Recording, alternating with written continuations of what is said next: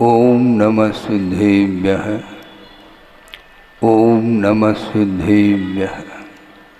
मंगलम भगवान वीरो मंगलम गौतमो वने मंगलम कुंदकुंदाद्यो जैन धर्मोस्तु मंगलम सर्वमंगलमांगल्यम सर्वकल्याणकारकं प्रधानम सर्वधर्माणां जैनम जयतु शासनम्।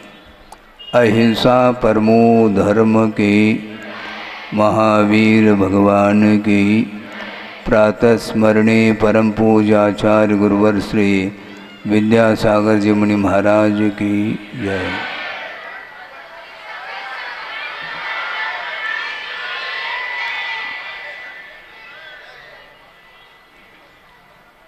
कल आपके सामने वर्षा योग की स्थापना की गई आषाढ़ सुदी 14 की तिथि पर, और आज गुरु पूर्णिमा का समय है। गुरु के विषय में समझना बहुत कठिन होता है। गुरु के दर्शन करके ही गुरु के स्वरूप को समझा जा सकता है।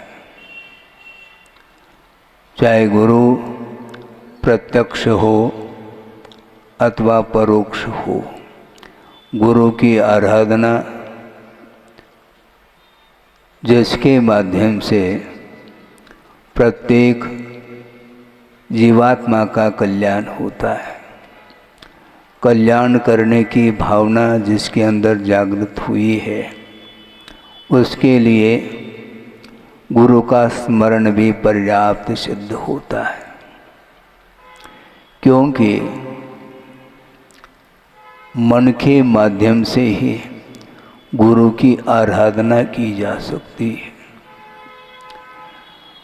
और मन प्रत्येक जीव के पास हो यह अनिवार्य नहीं है। अनंतानंत जीव ऐसे हैं जो मन से वंचित हैं, और कुछ ही जीव हैं जिनके पास मन उपलब्ध है, और उसी मन के माध्यम से पाप का अर्जन भी होता है। तो उसी मन के माध्यम से प्रभु और गुरु की आराधना भी की जा सकती है।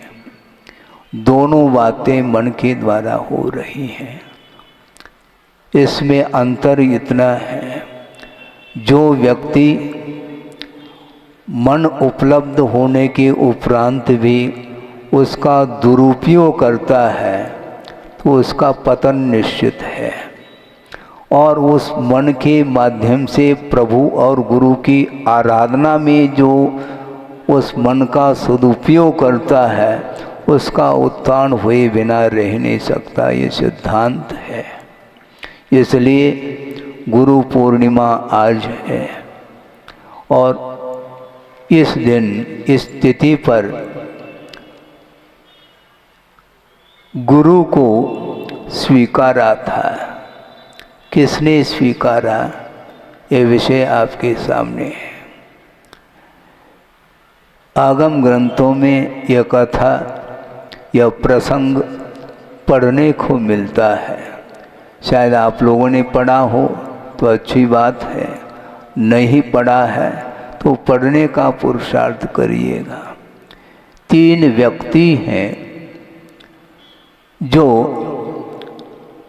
ज्ञान के क्षेत्र में आसमान को छू रहे हैं, लेकिन ज्ञान के क्षेत्र में, वीतराग विज्ञान के क्षेत्र में नहीं। साहित्य के क्षेत्र में,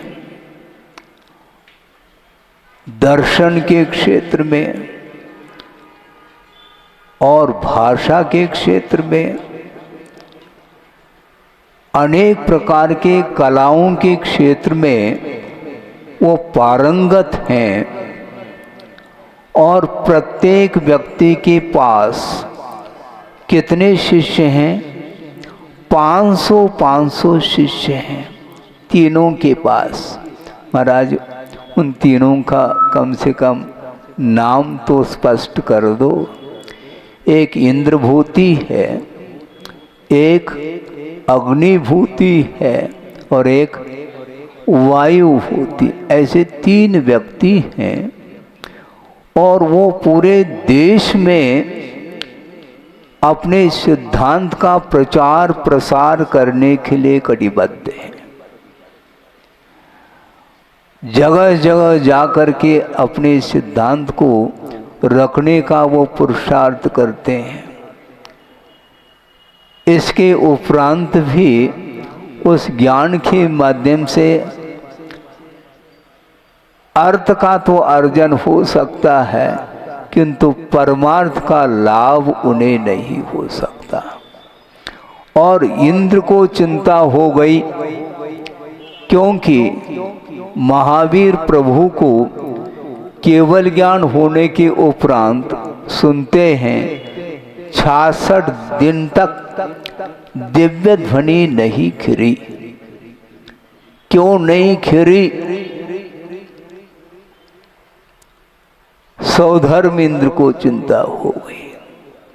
अवधि ज्ञान के माध्यम से उन्हें ज्ञात हो गया कि दिव्य ध्वनि नहीं खिर रही है। तो उन्होंने सोचा निश्चित बात है, दिव्य ध्वनि को झेलने की क्षमता भी तो होनी चाहिए। गणधर परमेष्टि की अनुपस्थिति के कारण ही दिव्य ध्वनि का श्रवण कोई नहीं कर पा रहा है। तो सौधर्म इंद्र ढूंढ करके ले आता है किसकी योग्यता है। वर्तमान में तो वो अहंकार से चूर हो रहा है, किंतु उसके गर्भ में क्या छुपा हुआ है वो आपके सामने आ सकता है। जैन आगम में बहुत सूक्ष्मता के साथ वस्तु तत्व का प्रतिपादन किया है। तो सौधर्म इंद्र ने सोचा अब ऐसे व्यक्ति को ढूंढना है जिसके माध्यम से दिव्य ध्वनि की गहराई पकड़ में आ सकती है। और इंद्रभूति के पास जाकर के उन्होंने कहा कि देखो, इस प्रकार के आगम में कुछ सूक्ष्म तत्वों का वर्णन सुनने को मिलता है और इसका ज्ञान और इसकी सूक्ष्मता के विषय में किसी को जानकारी नहीं है। तो उन्होंने कहा वो कौन है जो इसका प्रतिपादन करने वाले हैं। तो सौधर्म इंद्र ने कहा चलो मेरे साथ, मैं आपको उनका दर्शन करा देता हूँ। उनकी धारणा थी इंद्रभूति की, मेरे समान विश्व में कोई भी विद्वान ज्ञानी नहीं है। एक धारणा थी और मोह के कारण ही विपरीत धारणाएं बनती चली जाती हैं, इसमें कोई दो राय नहीं है। मोह के प्रभाव से ही ज्ञान में विपर्यास आता है और जब मोह समाप्त होने को होता है तो वह जो विपरीत ज्ञान भी समीचीन ज्ञान के रूप में परिवर्तित होता है। जा करके समो शरण का दर्शन अभी नहीं हुआ है और मानस स्तंभ का दर्शन करते ही उस इंद्रभूति का मान झर झर झर झर उतर रहा है। और मान जब समाप्त होता है तो फिर कहना ही क्या है। मान एक ऐसे एक ज्ञान की परिणति है जिसके कारण पर का अस्तित्व देखने में नहीं आता। सम्यक दर्शन के स्वरूप के विषय में आपने पढ़ा होगा, प्रशम, सम्यक, अनुकंपा, आस्तिक, ये 3-4 ऐसे गुण हैं जिसमें आस्तिक गुण बहुत महत्वपूर्ण है।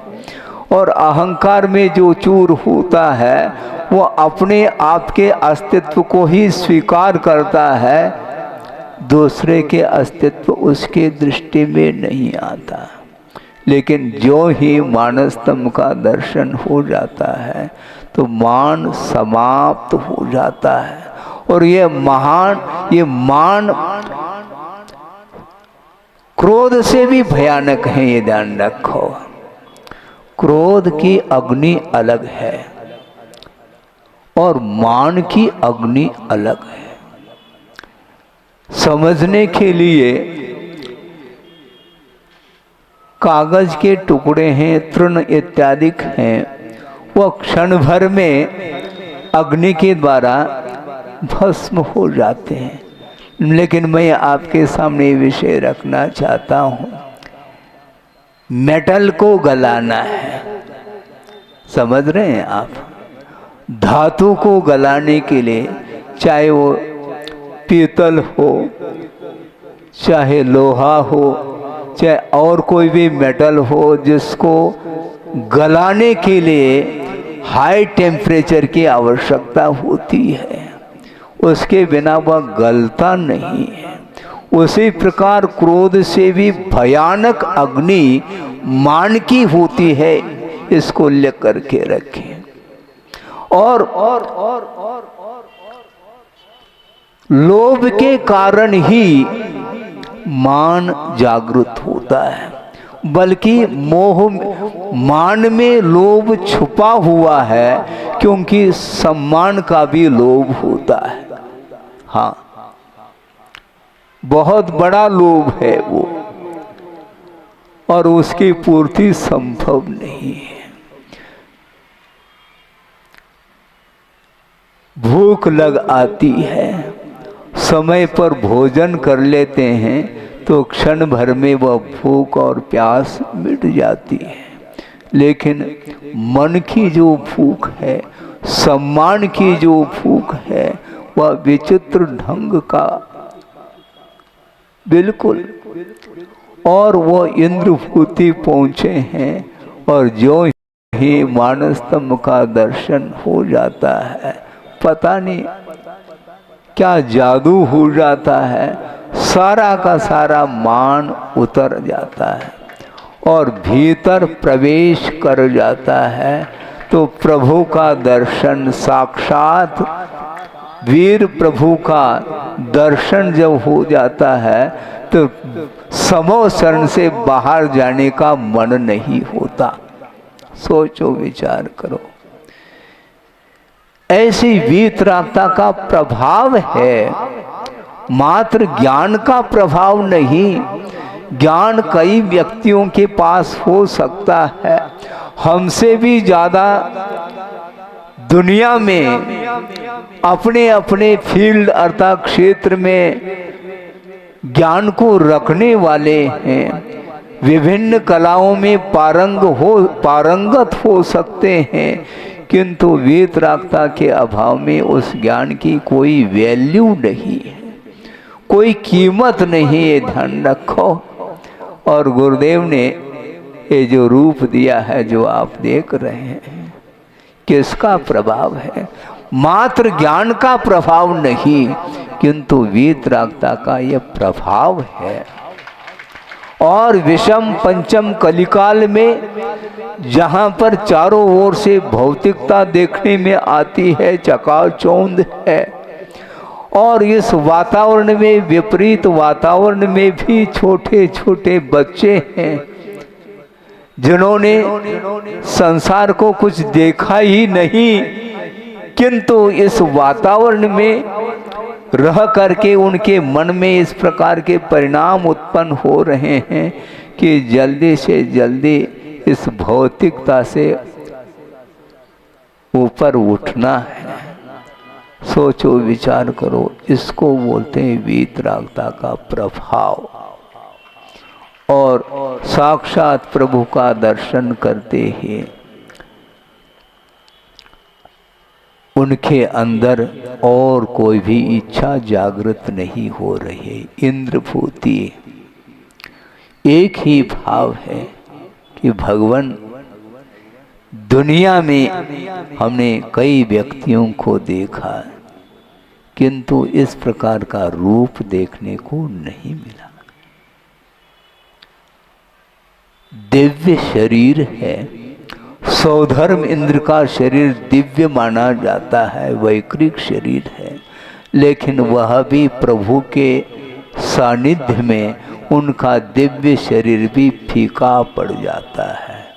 इस प्रकार के वीतरागता का दर्शन करते ही उन्हें ऐसा ज्ञान हो गया जिसको सम्यक दर्शन बोलते हैं, और सम्यक दर्शन उत्पन्न होते ही ज्ञान में समीचीनता आती है, और ज्ञान में जब समीचीनता आती है तो आचरण समीचीन होने में अब देर नहीं लग सकता, और तत्काल उनके मन में भाव आ जाता है, आपके अलावा मेरे लिए और कोई भी गुरु दुनिया में नहीं है, और आप गुरु नहीं परम गुरु हैं। और उसी समय यद्यपि भगवान किसी को दीक्षित नहीं करते, किंतु उनके चरणों में जो जाता है साक्षात प्रभु का दर्शन करके दीक्षित होने का भाव जागृत होता है, तो प्रभु को साक्षी करके दीक्षित हो जाता है इंद्रभूति, और दीक्षित होते ही विपुलमति मन पर ज्ञान भी हो जाता है, अवधि ज्ञान भी हो जाता है, और मति ज्ञान श्रुति ज्ञान तो कहना ही क्या, वो भी समीचीन रूप से परिणमन कर जाते हैं। तो अब कौन सा पद रहा, और कोई पद नहीं, गणधर पद से वो विभूषित हो जाते हैं, प्रभु के चरणों में वो बैठे हैं और अपने आप को शिष्य के रूप में मान रहे हैं, और प्रभु को परम गुरु के रूप में उन्होंने स्वीकारा है। वह दृश्य विदेश क्षेत्र में देखने को मिल सकता है, मिलता है, किंतु हमने शुरुआत में ही एक बात कही थी, प्रत्यक्ष दर्शन यदि नहीं भी मिल रहे हैं प्रभु के दर्शन, किंतु परोक्ष रूप से उनका दर्शन हम और आप कर सकते हैं, क्योंकि दर्शन जो किया जाता है वह मन से किया जाता है, और आपके पास मन है, और जिसके पास मन होते हुए भी वह दुरुपयोग करता है, उसके लिए कहने की आवश्यकता नहीं, उसके लिए आगम देखने को मिलता है। जो मन का दुरुपयोग करता है उसका इतने दीर्घ काल के लिए पतन होता है, यहाँ तक कि पूज्यपाद स्वामी ने स्पष्ट लिखा है, वह सिद्धांत का विषय है किंतु प्रासंगिक इसलिए मैं कर रहा हूँ कि मन का जो दुरुपयोग करता है उसी को गुरुदेव का कहना है कि वह प्रज्ञा का महान अपराध माना जाता है, और प्रज्ञा का जिसने दुरुपयोग किया है, ज्ञान का जिसने दुरुपयोग किया है, और मन का जिसने दुरुपयोग किया है, उसके लिए असंख्यात पुद्गल परावर्तन तक वह संगीपने को प्राप्त नहीं कर सकता। ये सिद्धांत है, उठा करके आप पढ़ लो, पूज्यपाद स्वामी का कहना है। हाँ, हम और आप नहीं कह रहे हैं, पूज्यपाद स्वामी कह रहे हैं, इसलिए आप लोगों को जागृत होना चाहिए। आपके पास मन है, उस मन का यदि सदुपयोग करेंगे बहुत अल्प काल में केवल ज्ञान का लाभ हो सकता है। सोचो, विचार करो, और वो गणधर परमेष्टि के रूप में विराजमान हैं महावीर भगवान के समोर शरण में, और उनके चरणों में विराजमान है। एक श्लोक मेरे स्मरण में आ रहा है, 9:43 हो चुका है, इसके उपरांत भी गुरु पूर्णिमा सामने है, इसलिए समय को मैं गौण करना चाहता हूँ। हाँ, आज मैं काल का प्रयोग नहीं कर रहा हूं प्रशस्त सागर जी। हाँ, यद्यपि काल का अर्थ ही समय होता है, किंतु गुरु पूर्णिमा का ये अवसर है स्मरण करने का, इसलिए मैं समय को गौण कर रहा हूं। वह श्लोक आपके सामने है। ये कहाँ पर आया है ये स्मरण में नहीं है, किंतु श्लोक तो स्मरण में आ रहा है आपके पुण्य के उदय से। मनसि वचसि काये, मनसि वचसि काये पुण्य पीयूष पूर्णा, त्रिभुवन मुपकार श्रेणी भी प्रीणयन्तः, पर गुण परमाणुन पर्वती कृत्य नित्यम, निज हृदय विकसंतः संति संत कियंतः। बहुत अच्छा भाव है। मन, वचन और काय, इन तीनों में पुण्य पीयूष पूर्णा, पवित्र परिणाम। पुण्य का अर्थ पवित्रतम परिणाम का नाम ही पुण्य है, और मन वचन काय में पुण्य रूपी अमृत पीयूष अर्थात अमृत से परिपूर्ण है। कौन है यह स्पष्ट हो रहा है। मनसि वचसि काये पुण्य पीयूष पूर्णा, पवित्र परिणाम रूपी अमृत से परिपूर्ण, और त्रिभुवन मुपकारम श्रेणी भी प्रीणयन्तः, तीन लोक को अनेकों उपकार के माध्यम से प्रसन्न करने वाले कौन होते हैं वो आपके सामने आ रहा है। और नीचे की पंक्ति में और कमाल कर लिया है लिखने वालों ने कि पर गुण परमाणु पर्वती कृत्य नित्यम, दूसरे के अंदर गुण हैं, किंतु राई के बराबर भी यदि गुण हैं, उनको पहाड़ के समान प्रतीति में जिनको आ रहा है। निज हृदय विकसंत, दूसरे के राय के बराबर गुण को देख करके पर्वत के समान मान करके अपने हृदय में आह्लाद जिन्हें उत्पन्न हो रहा है। निज हृदय विकसंत संत संत कियंत, ऐसे कितने संत है इस दुनिया में, विरल है। और मैं मानता हूँ गुरुदेव के समान दुनिया में कोई भी संत देखने को नहीं मिलेगा।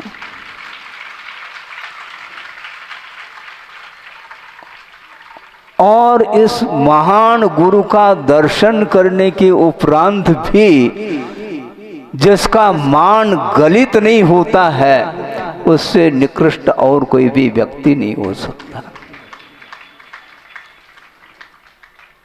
जिन्होंने उपकार किया है विश्व के लिए और आत्म साधना करते हुए, ये ध्यान रखो, और आत्म साधना जो करता है उसी का प्रभाव पड़ने वाला है।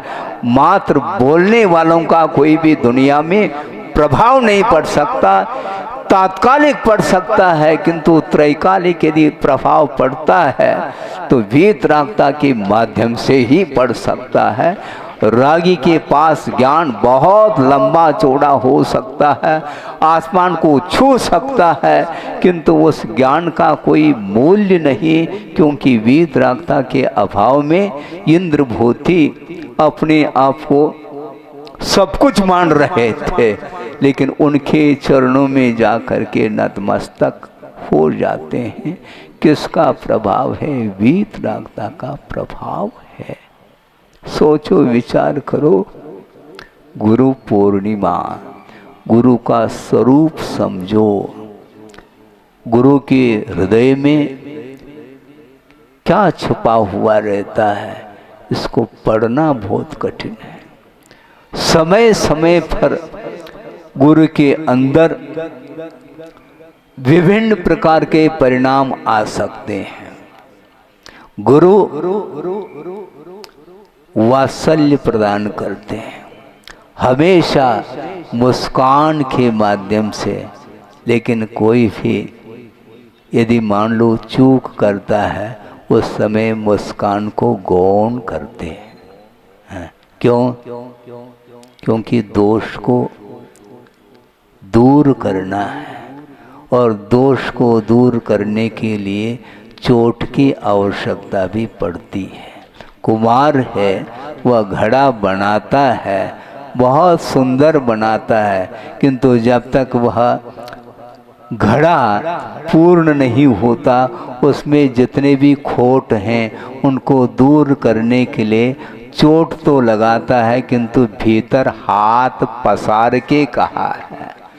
इसलिए ये सारे के सारे घड़े जो निर्मित हो रहे हैं उन्हीं के द्वारा ये ध्यान रखो। छोटे छोटे बालिकाओं को देख करके ऐसा लगता है इनके अंदर वही ज्ञान, वही भविष्य में जो छिपे हुए गुण हैं वह उद्घाटित होने को है। हाँ, ये वो ही जान सकते हैं, क्योंकि राय के बराबर भी गुण को जिसने देखा है और उनको पहाड़ के समान उनके प्रतीति में आ रहे हैं। हाँ, इसलिए उनको प्रवेश मिलता है और मुझे भी प्रवेश मिला था। हाँ, राय के बराबर भी गुण नहीं थे, मैं मानता हूँ सारे सारे दोष ही होंगे, किंतु उनके दृष्टि में उनके ज्ञान में सब झलक रहा था।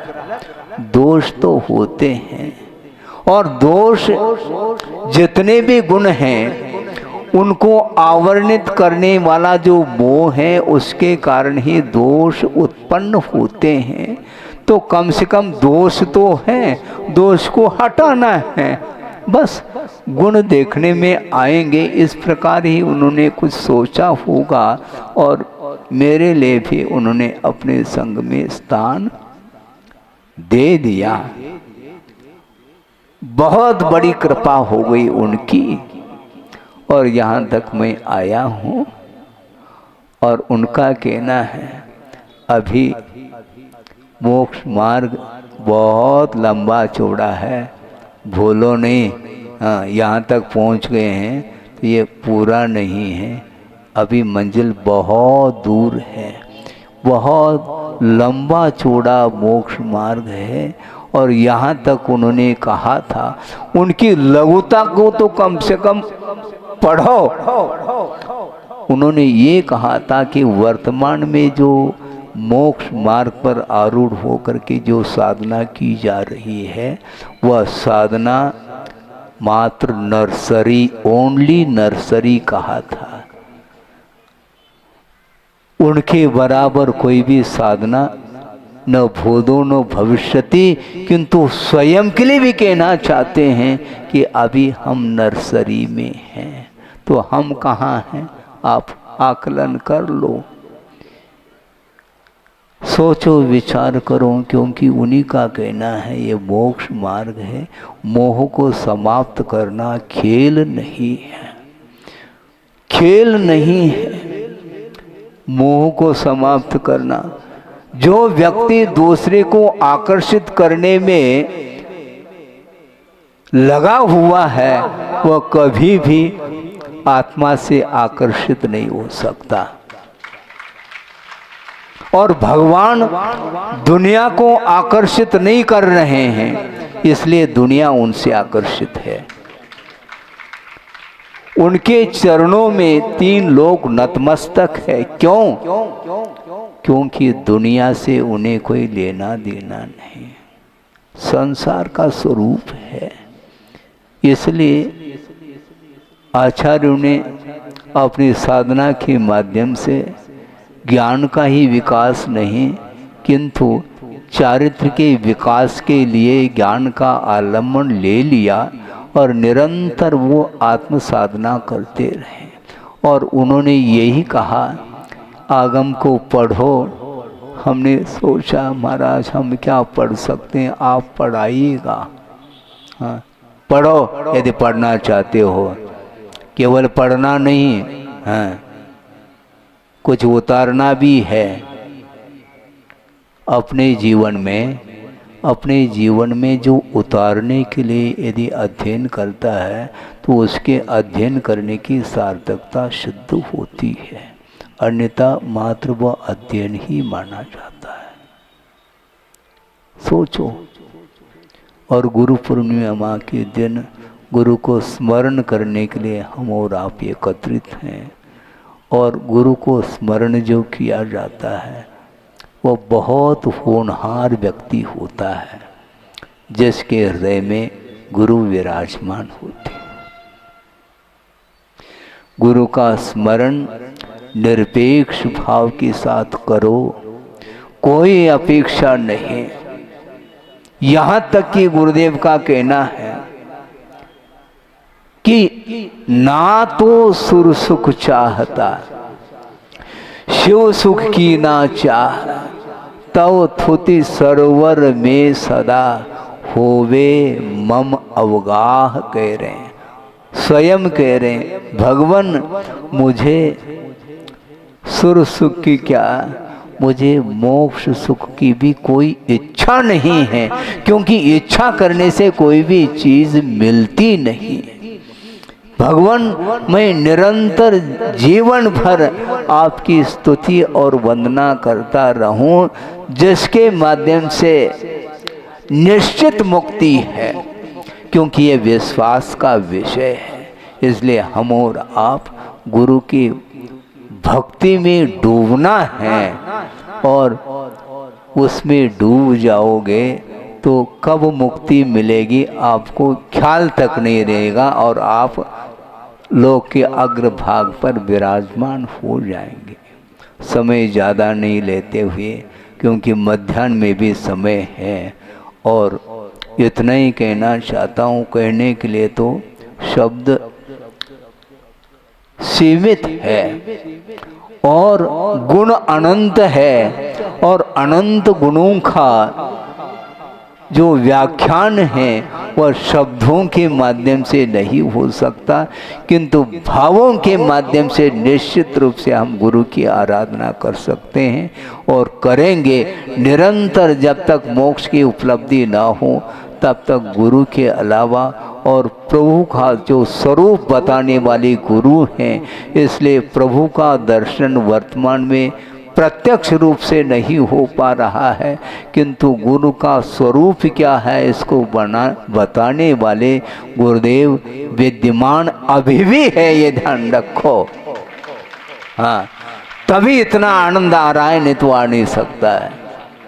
शरीर के अपेक्षा से गुरु देखने में नहीं आ रहे हैं, किंतु उनका जो स्वरूप है, जो आगम में वर्णित जो गुरु का स्वरूप है, उस स्वरूप को हम लोगों ने और आप लोगों ने देखा है। इसलिए उनका स्वरूप निरंतर हृदय में विद्यमान रहेगा, तो निश्चित रूप से किसी भी प्रकार से कोई बाधा उपस्थित नहीं हो सकती है। हाँ कोई भी व्यक्ति आकर के दहशत दे सकता है, तुम्हारा सर्वस्व मिट सकता है, इस प्रकार भयभीत करने वाले भी दुनिया में बहुत सारे लोग हो सकते हैं, किंतु गुरु का ये कहना है इस संसार का स्वरूप है, किंतु अभय प्रदान करने वाले तो गुरु होते हैं। और गुरु का स्मरण करो निरंतर, भय की कोई बात ही नहीं, बल्कि भय भी भयभीत हो सकता है, भय भी भयभीत हो सकता है गुरु के शरण में आने से। इसलिए हमें किसी का भी भय नहीं है, क्योंकि भय मुक्त करने वाले गुरु हैं, और गुरु का नामस्मरण करते हुए इस गुरु पूर्णिमा को हमें मनाना है। एक तिथि के अपेक्षा से ये गुरु पूर्णिमा मनाई जा रही है, किंतु पल प्रतिपल गुरु का स्मरण करते हुए, गुरु की आराधना, उनकी वंदना, उनकी स्तुति करते हुए निरंतर हम प्रतिदिन प्रतिपल गुरु पूर्णिमा मना सकते हैं और उसके माध्यम से ही मोक्ष का लाभ हो सकता है। हो इस पवित्र भावना के साथ अहिंसा परमो धर्म की जय। बोधि समाधि परिणाम शुद्धि स्वात्मोपलब्धि शिव सौख सिद्धि चिंता मणिम चिंतित वस्तुदाने त्वां वंद मानस्य ममास्तु देवी। परम पूजाचार्य गुरुवर श्री विद्यासागर जी मुनि महाराज की जय।